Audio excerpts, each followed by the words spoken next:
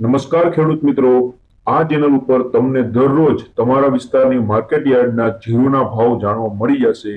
દરરોજ વિડીયો મળતો રહે એટલા માટે ચેનલને સબસ્ક્રાઇબ કરી લ્યો। હવે આપણે જોઈ લઈએ જીરુના ભાવ।